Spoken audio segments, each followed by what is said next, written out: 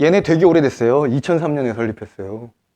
근데 얘네가 수면 위로 올라온 건 한 2015년? 14년, 15년? 보험회사가 DB를 활용하는 문제는 어제 오늘 일은 아니었거든요. 근데 그거를 수면 위로 노출을 시켰고, 구조화시켰고, 체계적으로 이런 구조를 만든 거죠. 그래서 실제로 실무에 채택을 했고, 그걸 가지고 피드백을 했고, 그걸로 마케팅을 전적으로 활용했고, 그걸 통해서 리크루팅했고, 매출을 확대하려는 아주 비상한 전략을 나름대로 짠 거예요. 더 신기한 건 둘 다 보험사 출신이 아닙니다, CEO가. 근데도 이렇게 할 수 있다는 걸 보여주고 있어요, 지금 시장은. 그야말로 이제는 다양한 용광로의 시대다 라는 것들을 보여주는 거 아닌가? 저는 그냥 개인적으로 그런 느낌인데, 다만 키움에셋 같은 DB 활용은 이제 문제가 남아있죠. 이제 넘어야 할 산이 있는 거죠. 금융당국이 언제 이거를 손질할지 모르잖아요. 그럼 과연 그 다음 넥스트 제너레이션은 뭔가? 이게 무너져요? 키움에셋 플래너가 이게 만약에 유통이 무너진다? 롯데도 같이 무너지는데요. 맞죠? 롯데도 같이만 한 3억 빠지는 건데요.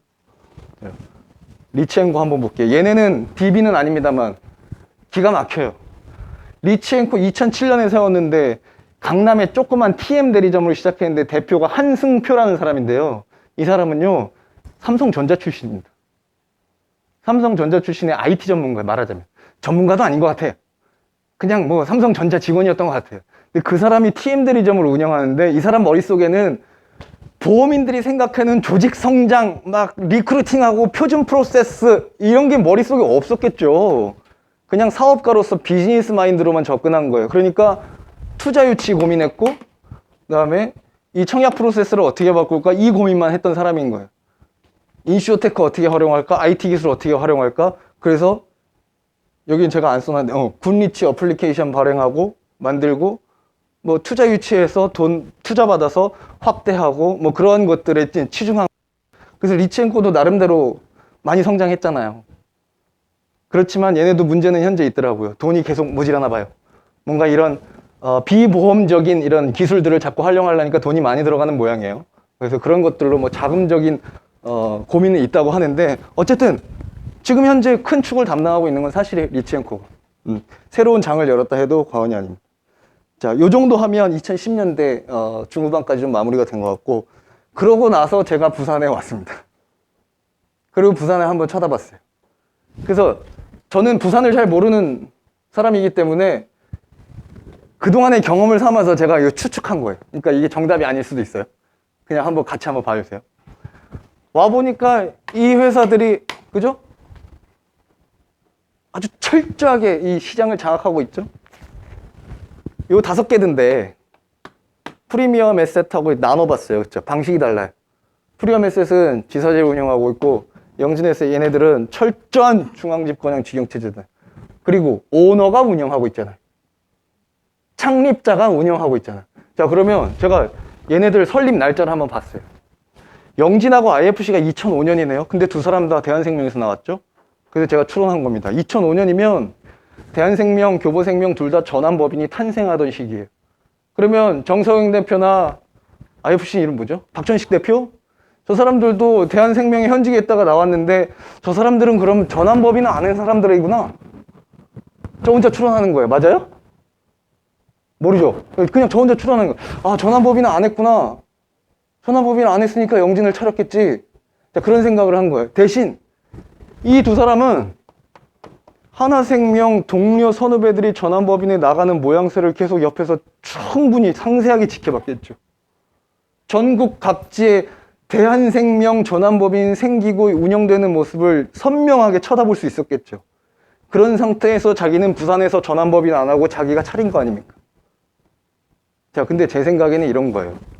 이 시작이 빨랐어요. 2005년이면 우리 주식시장이 지금처럼 무르익었던 시절이 아니고, 전환법인도 이때서야 비로소 탄생하던 시기인데, 그때부터 시작을 했으니 전환법인 운영되는 걸 보면서 자기가 보험회사에서 배웠던 조직 영업관리자로서의 능력과 전환법인이 굴러가는 모습을 동시에 보면서 여러 가지 방식들을 차용하고 운영 방식들을 고민했을 거고, 부산에서는 자기만의 방식으로 내가 해야 되겠다는 그런 강한 다짐이 있었을 거고, 그러니까 자기가 하나생명에서 배웠던 내용대로 내가 원으로서 내가 직영체제를 구축해야 되겠다라는 다짐을 했을 거고, 근데 그게 하필 GA를 잘 모르는 2000년도 중반에 시작했으니까 물론 어려움이 많았겠지요. 어려움이 많았겠지만 나름대로 그 시절, 초창기 시절부터 그걸 끊임없이 지금 동안 15년 이상 자기가 운영을 해왔으니, 그랬으니까 이 부산 시장에서 자기만의 강력한 운영체제를 구축할 수 있지 않았을까. 저는 이런 판단이 들어요.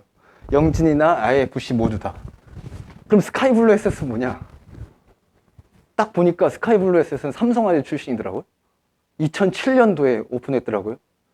그래서 제 생각이에요. 그냥 제 생각. 영진 에셋이랑 IFC 보고 따라하려고 그러지 않았을까. 뭐 이런 느낌인 거고, 사랑모아는 교보생명이더라고요. 근데 제가 여쭤보고 싶은 게 있어요. 왜 사랑모아는 제휴가 안 돼 있어요? 혹시 그 히스토리를 아시는 분 있습니까? 혹시 팀장 아세요? 영진이나 IF처럼 사람수가 많고 실적 양이 많지 않기 때문에 그게 이제 생각이 여러 쪼개지는 게 쪼개지는 걸 손보사 많은 거 싫다. 6개 회사만 딱 있더라고요. 뭐 충분히 우리 회사에서 제휴 안 되는 회사들이 충분히 접촉했었겠죠. 지들만의 고집과 뭐 자부심이 있으니까 제휴 안 하려고 하겠죠. 뭐 그거는 별개로.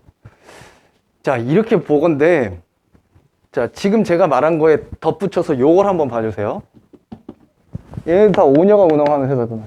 수도권에도요, 얼마든지 이런 대리점들이 많이 있습니다. 많이 있어요. 근데 오너가 운영한 대리점의 특성상 서로 협상하기가 너무 좋아요. 원수사하고 이 오너가 운영하는 단독 중형 대리점하고는 굉장히 쉬워요. 왜냐하면 예를 들어서 글로벌 금융 판매를 떠올려 봅시다. 전국 각지에 총괄과 지사가 많죠. 근데 모 대리점 1본부에 갖고 있거든요. 이 1본부에서 지그들이 글로벌 실적이 좀 많다고 글로벌에 좀 추가 시장 좀 어떻게 좀 해볼까 막 이런 생각 할 거 아니에요.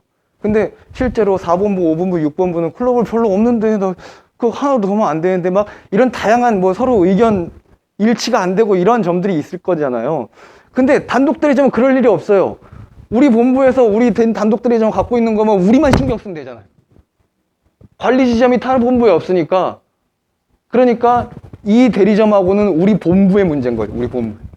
그러니까 대형 손보사들이 우리보다 이 프로모션을 더욱더 좀 수월하게 탄력적으로 쓸 수 있는 대형사들이 이 시절부터 오너들이 운영하는 단독 중형 대리점에는 이미 엄청난 프로모션을 주고 있었어요. 그게 이제 유행이었어요.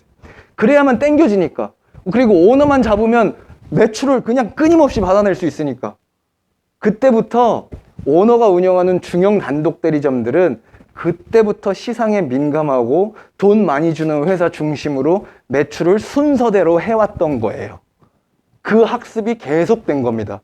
근데 영진이나 AFC 이런 대리점들은 부산 내에서 어차피 대형지회들이 힘도 못 쓰는데 자기네가 시장을 장악하고 있으니 그 얼마나 더 위용을 이렇게 하늘을 뽐냈겠습니까? 온 손보사들이, 온 생보사들이 달려들어서 시상 더 주겠다고 1대1로 정서영 대표 만나려고 줄을 섰지 않겠어요? 그러니까 계속해서 잘 된 거고, 계속해서 돈 많은 거고, 계속해서 자존심은 계속 올라간 거죠. 그러는 사이에 대형 대리점들이 막 전국에서 리치앤코니, 프라임이니, 인카니, 글로벌이니, 키움이니 막 부산 지역, 경남 지역 지사 개설이 돼봤자 그렇게 지역적으로 생기는 지사 개설들이 융합은 안 되고 파워는 못 내고 영진에셋, IFC라는 이 시장 안에 그냥 묻혀 있었던 거죠. 저는 그렇게 봤어요. 근데 이 단독 대리점들만의 특징, 오너가 운영하는 GA들의 저런 특징 때문에 그런 현상이 더욱더 두드러졌다. 그렇게 보시면 될 것 같습니다. 뭐 이런 거죠. 다 했습니다. 이제 다 했고. 그럼 보자 이거죠. 우리가 이 정도 히스토리 굵직한 흐름만 봤는데 그러면 우리가 실무적으로는 나가서 어떻게 봐야 될 건가? 이제부터 지점장님들이 다음 주부터 다니시면서는 이제 오늘 저하고 했던 내용들을 마음에 품고 대리점들을 한번 쳐다봐 주시길 바래요. 대리점의 관리자라는 사람들, 지사장도 있고 본부장도 있고 뭐 실장도 있고 다양한 직급 체계가 있지만 어쨌든 그 대리점의 그 사무실의 탄생의 기원의 역할을 한 사람들이 분명히 있을 것인데 그 사람들이 어디서부터 어떤 줄기를 타고 이렇게 내려왔는 걸 한번 보실 필요도 있어요. 그걸 뭐 꾸준히 뭐 아주 열심히 연구하실 필요는 없지만 그냥 대화 중에 그냥 일하는 와중에 그런 흔적들이 보이는지 그 정도 안테나만 켜고 보신다면 그래도 그 조직의 성향이 어떤지, 어떻게 흘러들어가는지, 어떤 특징을 갖고 있는지 그런 것들이 더 눈에 잘 들어오시지 않을까라는 생각이 들고, 정말 수수료, 상품, 프로모션 이런 걸로만 앞으로 2020년대 주의 시장을 흘러갈 것인가, 요 고민도 같이 한번 해보시면 좋을 것 같아요.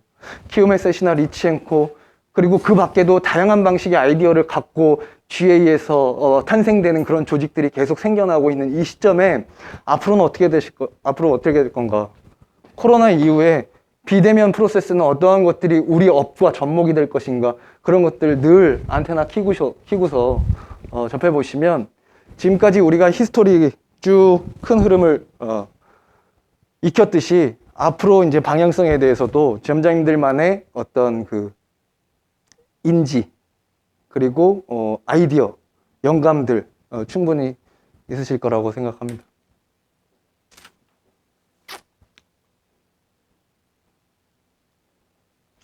그래서 지금 내용을 바탕으로 제가 중요하다고 생각한 건 이거예요.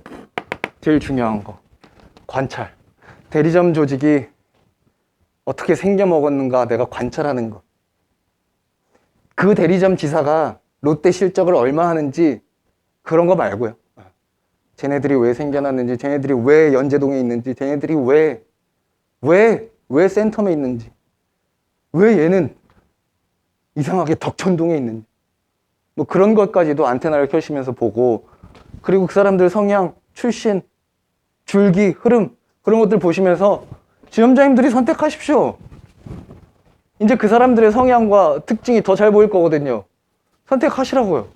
버릴 때, 일주일에 한 번만 갈 때, 한 달에 한 번만 갈 곳, 매니저 배치해야 될 곳, 그거를 매출로 보지 마시고 그 대리점의 성향이나 히스토리를 감안해서 보실 수도 있으면 좋겠다, 그 얘기를 하는 거고요. 뭐 그런 와중에도 우리는 보험 업무에 대한 학습은 하지 말아야 되겠다.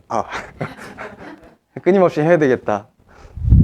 근데 요걸 예로 든 건 뭐냐면, 이렇게 주식 시장이 크게 발전해 오면서 이제는 우리처럼 이 십수년 GA 채널 근무한 사람도 이제 별로 없고요. GA 시장에는 설계사나 관리자들이나 다 2010년대 이후에 GA 채널에 발을 들인 보험에 입문한 사람도 이제 시장에 많아졌거든요. GA 채널이 우리나라의 중심이다 보니까. 그러니까 이런 거 누가 알겠어요? 보험 설계사들이. 2015년 이후에, 2010년 이후에 보험에 입문한 관리자나 설계사들 이런 거 어떻게 알겠어요? 이런 거 우리가 설명해줘야죠. 우린 다 아니까요. 우리가 훨씬 똑똑하다고 제가 늘 말씀드리잖아요. 그러니까 학습이 안 되면, 보험 업무 지식으로, 학습으로 대리점들을 찍어 누르실 수 있으면, 우리는 배경 지식까지 있는 상태에서 관찰도 잘하고 업무 역량까지 뛰어나면 우리가 항상 갑이라는 사실을 스스로만 인지하는 거죠. 자, 요 정도만 하고 한 5분 쉬고 매니저에 대한 얘기 하겠습니다. 마치겠습니다. 감사합니다.